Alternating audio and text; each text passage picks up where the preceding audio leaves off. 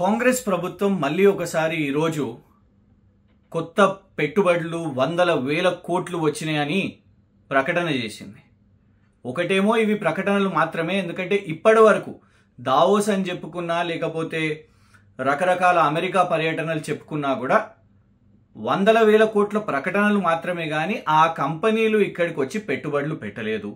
అంతేకాకుండా ఇందులో చాలా కూడా ఫేక్ కంపెనీలు, అది గోధి ఇండియా కానివ్వండి, స్వచ్ఛ బయో కానివ్వండి, వాల్ష్ కర్రా కానివ్వండి. ఈరోజు మళ్ళొకసారి కాంగ్రెస్ ప్రభుత్వం వందల కోట్ల పెట్టుబడులు వచ్చినాయని ప్రకటన చేసింది. ఇందులో తెలంగాణ ప్రజలకు తెలియాల్సింది ఏంటంటే, రెండు కంపెనీలు మనకిన్ బయో 340 కోట్లు పెట్టుబడి ఇక్కడ తీసుకొని వస్తుంది అని కాంగ్రెస్ ప్రభుత్వం మంత్రి గారు ప్రకటన చేశారు. దీంతో 800 ఉద్యోగాలు వస్తాయని కూడా.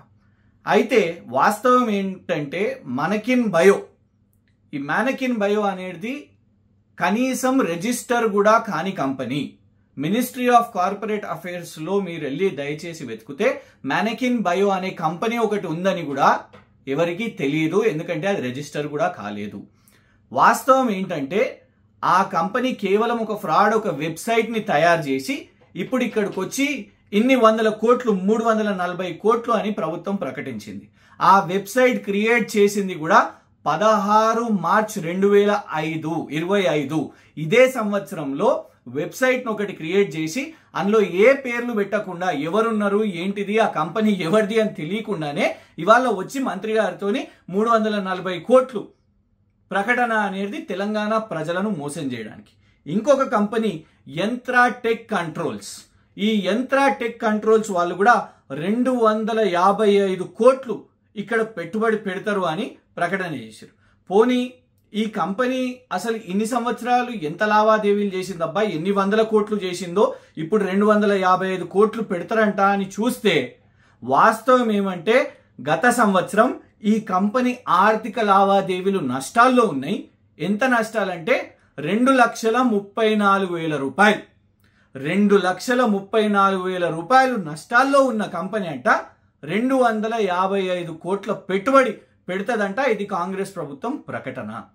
దయచేసి ఇప్పటికైనా ఈ బోగస్ కంపెనీల ప్రకటనలు మానండి.